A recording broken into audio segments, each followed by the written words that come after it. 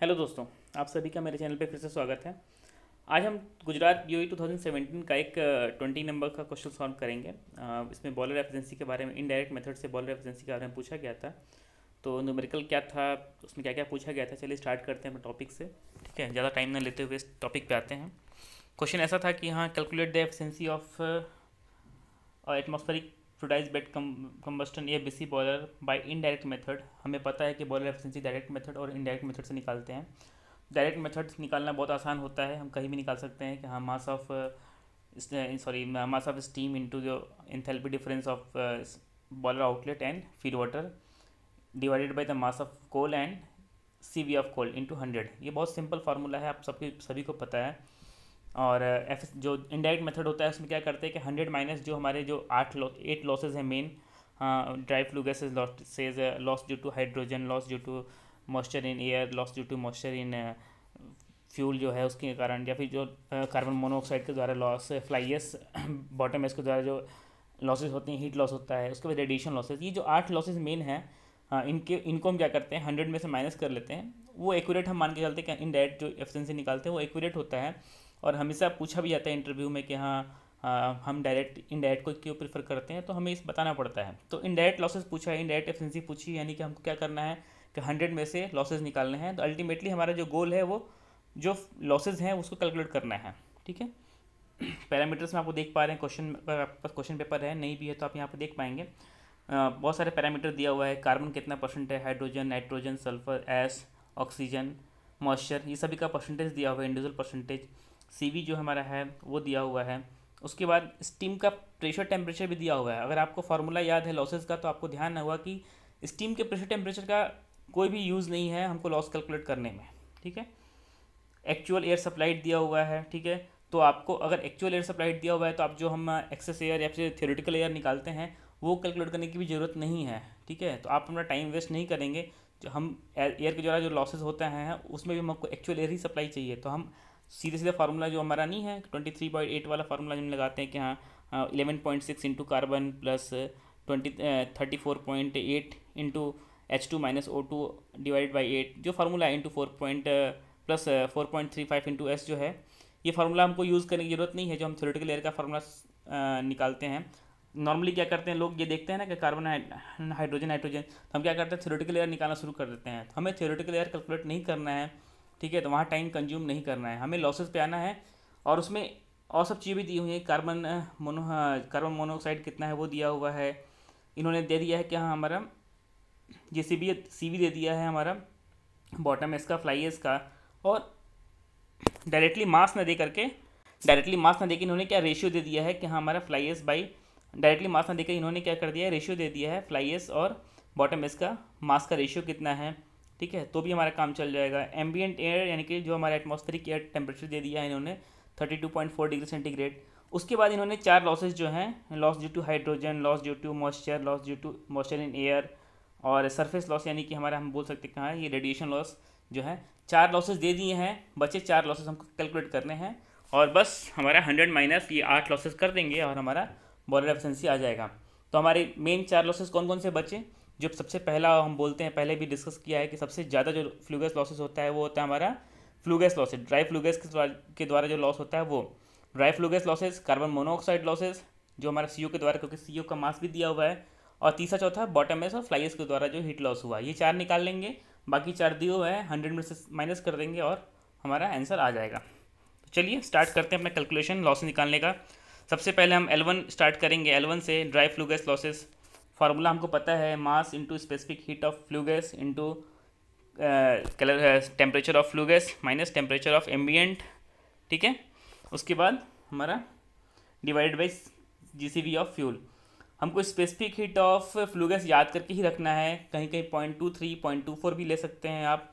ठीक है, तो स्पेसिफिक हीट हमको नहीं दिया हुआ है फ्लू गैस का, तो हमें ये याद रखना है। अभी नहीं, किसी भी क्वेश्चन के लिए आप BEE का देने जाइए, एनर्जी ऑडिटर का पेपर देने जाइए, या फिर आपका BOE का, वहाँ पे हमको स्पेसिफिक हीट याद रखनी पड़ेगी। अगर दिया हुआ है तो अच्छी बात है, नहीं दिया हुआ है तो हम ब्लेम नहीं कर सकते कि हमको यहाँ पे डेटा इनसफिशियंट है।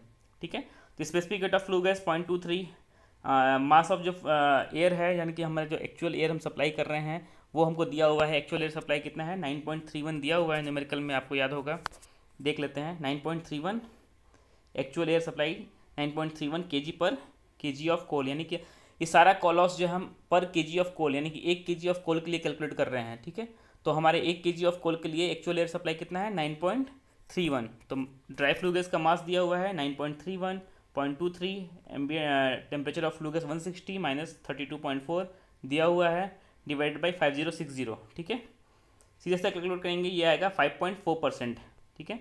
दूसरा क्या है, loss percentage heat loss due to the partial conversion of carbon to carbon monoxide, formula यही है, ठीक है। Percentage of carbon monoxide into percentage of carbon into 5744, ठीक है, divided by percentage of carbon monoxide plus percentage of carbon dioxide into GCV of fuel, ठीक है।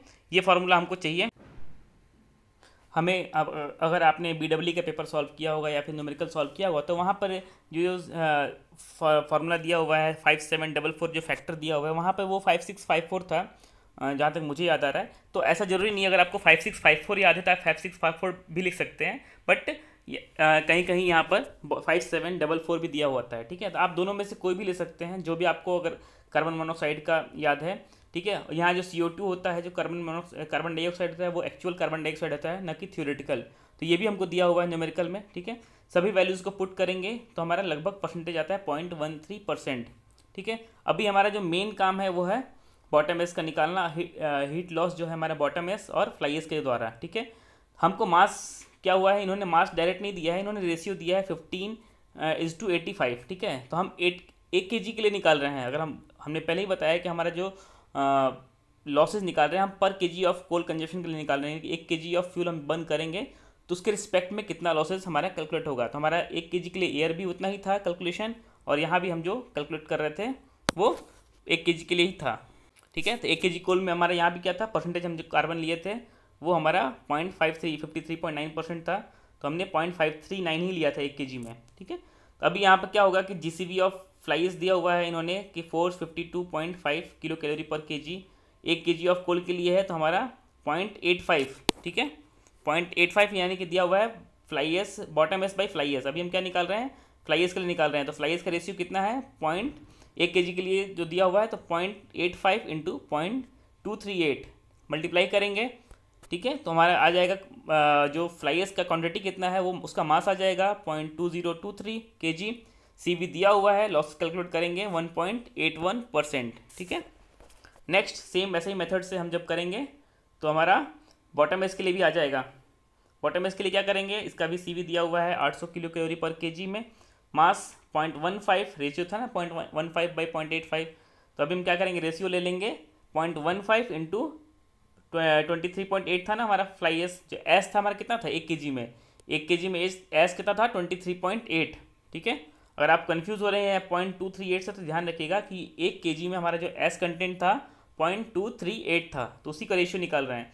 तो 0.238 का 15% यानी कि हमारा मास जो आ जाएगा, मास आ जाएगा तो हम CV से मल्टीप्लाई करने के बाद परसेंटेज लॉस निकाल लेंगे 0.56%। उसके बाद बाकी सब दिया हुआ है, ठीक है। बस अब क्या करना है, कुछ नहीं, boiler efficiency by indirect method सबको सब्ट्रैक्ट कर देंगे, L1 plus L2 plus L3 minus जो भी है प्लस अप टू L8, ठीक है। आएगा हमारा आंसर आता है 85.43%, ठीक है। तो न्यूमेरिकल बहुत सिंपल है, आपको समझ में आया होगा। आई थिंक इसमें कुछ ऐसा नहीं है कि हाँ आपको नहीं पता होगा, बहुत सिंपल न्यूमेरिकल है। और हमारा आंसर हमें पता चल जाता है। अगर यही मान लीजिए एफिशिएंसी हमारा 70% या 80% या 60% आता या फिर 95% आता तो हमें समझ में आता है कि हमारा आंसर गलत है। लेकिन हमें एक वैल्यू जो मिलती है 80 टू 85 90 के बीच में अगर हमको हमारा आंसर आता है तो हम ये मान के चलते हैं कि हमारा आंसर सही है, ठीक है। क्योंकि हमें एक अप्रॉक्सीमेट पता है कि बॉयलर एफिशिएंसी 80 से लेकर के 90 के बीच में रहती है। बहुत रेयर केस होता है 90 हो, लेकिन नॉर्मली 85, 86, 87, 88 तक रहती है, ठीक है।